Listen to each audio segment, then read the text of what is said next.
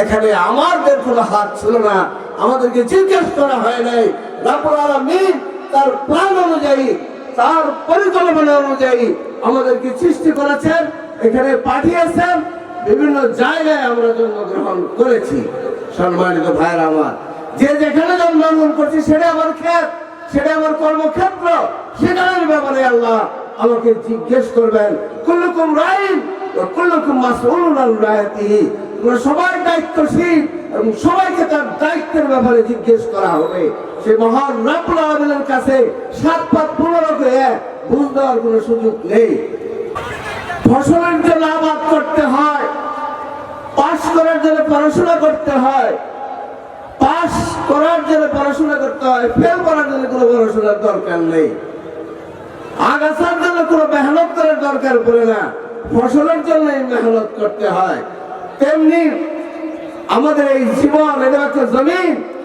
আমি যদি আমাকে জান্নাতের উপযোগী করতে চাই, তাহলে আমাকে মেহনত করতে হবে, পরিশ্রম করতে হবে, নিজেকে গড়ে তুলতে হবে। আমি যদি আমাকে গড়তে চাই, তাহলে আমাকে পড়তে হবে। পড়াশোনা নিজেকে গড়ে তোলা যায় না, আর নিজেকে যদি গড়তে না পারি, কিছুই করা আমার পক্ষে সম্ভব নয়। এই জন্য কোরআনের বহু আয়াত, বহু বিষয়, বহু কিছু আছে। নামাজের কথা, জিহাদের কথা, তারপরে অন্যান্য হজের কথা, কোনো কথা নিয়ে কোরআন শুরু করা হয় নাই। প্রথম ওহীর প্রথম শব্দটা কি আমাকে খেয়াল করতে হবে। কি বলা হলো? ইকরা, অধ্যয়ন করো, পড়ো, গভীর মনোযোগ সহকারে পড়ো। ইকরা দিয়ে কোরআন শুরু করা হলো।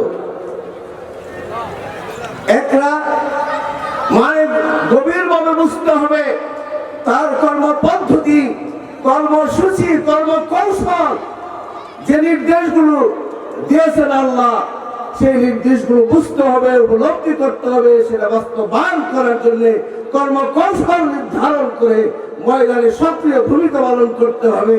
এই জন্য ওহীর প্রথম শব্দ, প্রথম ওহীর প্রথম শব্দ হলো ইকরা বিসমি রাব্বিকাল্লাযী খালাক।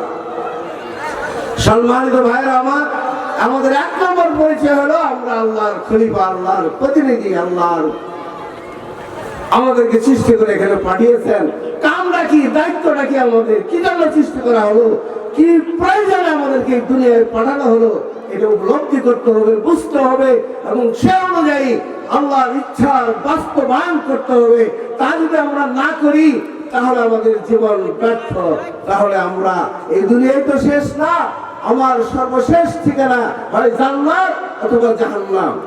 এই মানুষের জন্য আল্লাহ জান্নাত বানাইছে, কোনো গরু ছাগলের জন্য না। মানুষের জন্য জাহান্নাম বানাইছে, কোনো ছাগল ভেড়ার জন্য তো জাহান্নাম বানায় নাই। সম্মানিত ভাইরা আমার, আমার দ্বিতীয় পরিচয়টা হলো আমরা সর্বশ্রেষ্ঠ নবীর উম্মত। রাসূল আকরাম সাল্লাল্লাহু আলাইহি সাল্লাম যে কাজ করেছেন, দীর্ঘ 23 বছরের নবুয়ত জিন্দেগিতে যে দায়িত্ব উনি পালন করেছেন কোরআনের সমাজ, কোরআনের রাষ্ট্র প্রতিষ্ঠার জন্য, সেই দায়িত্ব আমাদেরকে পালন করতে হবে তার উম্মত হিসেবে। তার বর্তমানে তার রেখে দেওয়া মিশনকে জীবনের মিশন হিসেবে নিতে হবে। তার দায়িত্বটা কি ছিল? বলে বললেন যে আরসালা রাসূলাহু বিল হুদা ওয়া দীনিল হক। কামটা কি? ইউযহিরাহু আলা দীনি কুল্লিহি।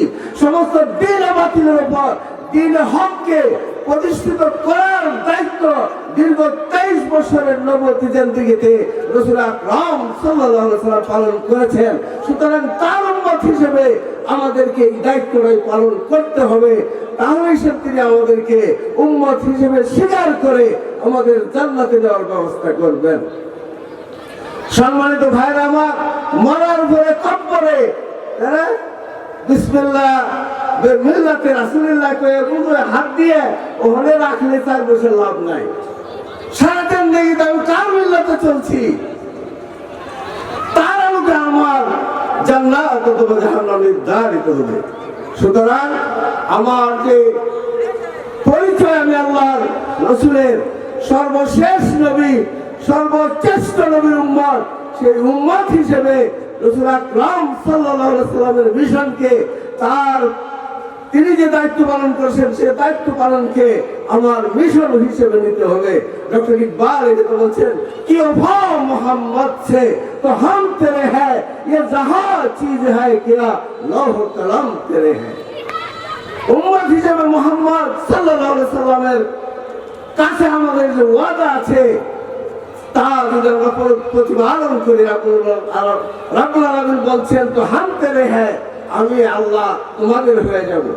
আর মাল্লাহুল মাওলা ফালাহুল কুল, আল্লাহ যদি আমার পক্ষে এসে যায়, আল্লাহ যদি আমার সাথে থাকে, তাহলে কোনো কিছুতে ভয় করার কোনো প্রয়োজন নেই, কোনো অভাব আমার থাকবে না।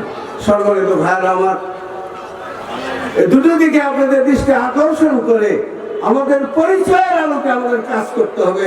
আমরা আল্লাহর খলিফা, আমরা রাসূল পাক সাল্লাল্লাহু আলাইহি ওয়াসাল্লামের উম্মত, সবাইকে এই দায়িত্ব পালন করার জন্য আমি আকুল এবং বিনয়ের সাথে অনুরোধ করে আমি আমার বক্তব্য শেষ করছি।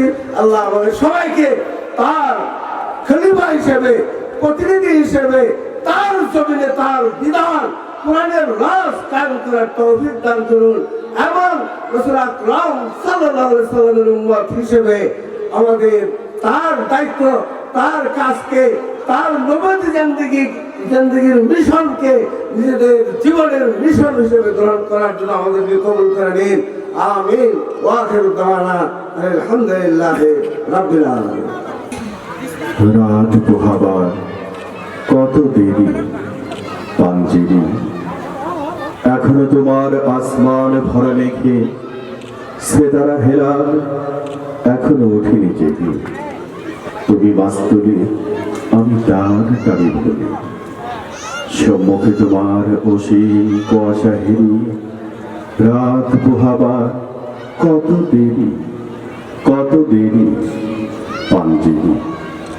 আন্তরিক মোবারকবাদ সম্মানিত প্রধান অতিথি মহোদয়কে অত্যন্ত গুরুত্বপূর্ণ দিক নির্দেশনামূলক বক্তব্য রাখার জন্য। এখন সংক্ষিপ্ত শুভেচ্ছা বক্তব্য রাখবে সচেতন নাগরিক ফোরাম জামালপুর, যার উদ্যোগে 3 দিন ব্যাপী তাফসিরুল কোরআন মাহফিল, আলোচনা সভা ও বর্ণাঢ্য সাংস্কৃতিক অনুষ্ঠান পরিবেশিত হয়েছে। জনাব শাহ মোহাম্মদ খলিলুর রহমান লিটন ভাই, সাধারণ সম্পাদক, সচেতন নাগরিক ফোরাম জামালপুর ভাইকে সংক্ষিপ্ত শুভেচ্ছা বক্তব্য দেওয়ার জন্য বিনীত অনুরোধ জানাচ্ছি। আউযু বিল্লাহি মিনাশ শাইতানির রাজিম। বিসমিল্লাহির রহমানির রহিম। সম্মানিত আজকের অনুষ্ঠানের সভাপতি আমার শ্রদ্ধেয় স্যার অধ্যক্ষ মোজাম্মেল হক সাহেব এবং প্রধান অতিথি জামাত ইসলামী জালানির জনাব আব্দুল সাত্তার সাহেব, বিশেষ অতিথিবৃন্দ, আজকের প্রধান বক্তা সহ আমার সম্মুখে উপস্থিত ভাইয়ের আমার, আসসালামু আলাইকুম ওয়া রাহমাতুল্লাহি ওয়া বারাকাতুহু। আমি শাহ খলিলুর রহমান। আমি কোনো বক্তব্য দেব না, আসছেন তাফসীর শুনতে। সচেতন নাগরিক ফোরাম কি এবং কেন আমরা কি করতে চাই এই বিষয়ে আপনাদের একটু ইনফরমেশন দেওয়া। আমরা জামালপুর শহরের মধ্যে মসজিদ ভিত্তিক সংগঠন করতেছি সচেতন নাগরিক ফোরামের।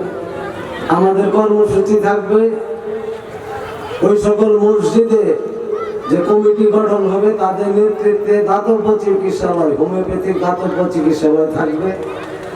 আমি ইতিপূর্বে বিভিন্ন মসজিদে ফ্রি চিকিৎসা করেছি, আমার অভিজ্ঞতা আছে।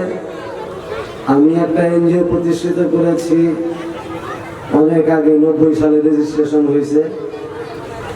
এই সিঙ্গিনী হাই স্কুলে নাইট স্কুল দিয়েছিলাম, অসংখ্য মানুষের বিনা পয়সায় লেখাপড়া শিখেছি বয়স্কদের। ডাক্তার কামরুল নাহার, জিয়াউল হক, ডাক্তার আজাদ, ডাক্তার খান সাহেব, চক্ষু বিশেষজ্ঞ সহ অনেক ডাক্তারদেরকে দিয়ে আমি ফ্রি চিকিৎসার ব্যবস্থা করেছি।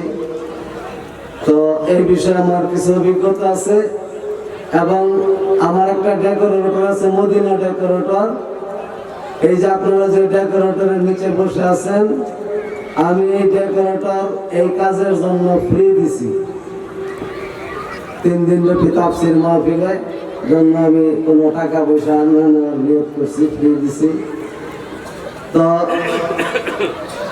এখন আমাদের ওই মসজিদে যে কাজগুলো থাকবে, 1 নম্বর দাতব্য চিকিৎসালয়, 2 নম্বর সাপ্তাহিক তাফসীর হবে এবং বৈজ্ঞানিক পদ্ধতিতে যে সকল মানুষ কোরআন শরীফ পড়া জানে না, প্রত্যেকটা মুসলমানদেরকে ধরে ধরে তারা কোরআন শরীফ পড়া জানে তাদেরকে কোরআন শরীফ পড়া শেখানো হবে। আমি 1 মাসে কোরআন শরীফ পড়া শেখানোর এই কাজটা ছাত্র জীবনে করছি, আমার অভিজ্ঞতা আছে। তো 7 দিন পরে ওই যে কমিটি আছে তাদের নির্বাচনের মানে সিলেকশনের মাধ্যমে দরিদ্রদের মধ্যে কম্বল বিতরণ অনুষ্ঠান হবে। মানুষ মসজিদ মাদ্রাসার সাহায্যার্থে অনুষ্ঠান করে। আর আমাদের এই অনুষ্ঠান হচ্ছে দরিদ্র মানুষের, শীতার্ত মানুষের, অসহায় যাদের কম্বল নাই তাদের কম্বল বিতরণের সাহায্যার্থে এই অনুষ্ঠান আমরা করেছি। আমাদের অতিথিবৃন্দরা অনেক সহযোগিতা করেছেন, আরো করবেন। যারা আমাদের এই প্রস্তাবে রাজি আছেন, কমিটি করবেন এলাকা ভিত্তিক, আমাদের সাথে যোগাযোগ করবেন। সেই কমিটির মাধ্যমে এলাকায় দরিদ্র মানুষের লিস্ট করে 5 জন 7 জন করে লিস্ট করে আমরা তাদেরকে কম্বল দেবো ইনশাআল্লাহ। একটি কবিতা শুনেছিলাম ছোট সময়, আরতির ধারা তসবির মালা লাগিবে না কোনো কাজে, মানুষ করিবে মানুষের সেবা আর যত সব বাজে। মানুষের সেবা আসলে আল্লাহরই সেবা। তো এই শপথকে সামনে রেখে আমরা সামনে এগিয়ে যাব। আমাদের নবী আমাদেরকে মানুষকে ভালোবাসতে শিখিয়েছেন। আমরা ইহকাল এবং পরকাল মানুষের যাতে সুন্দর হয় এই ব্যাপারে মানুষকে সচেতন করব। সেই অঙ্গীকারকে সামনে রেখে আমি আমার বক্তব্য শেষ করছি বিদ্রোহী কবিতার সেই লাইন দিয়ে, শির দেহারি আমার যত শির ওই শিখর হিমাদ্রির বড় বীর ছিল উন্নত শির। মারহাবা মারহাবা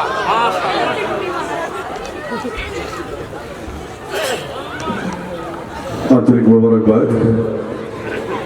সচেতন নাগরিক ফোরামের সম্মানিত সাধারণ সম্পাদক শাহ মোহাম্মদ খলিলুর রহমান লিটন ভাইকে, তার উদ্যোগে এমন তাফসীর মাহফিল প্রতি বছরই এই মাঠে হোক, এটা আপনারা চান?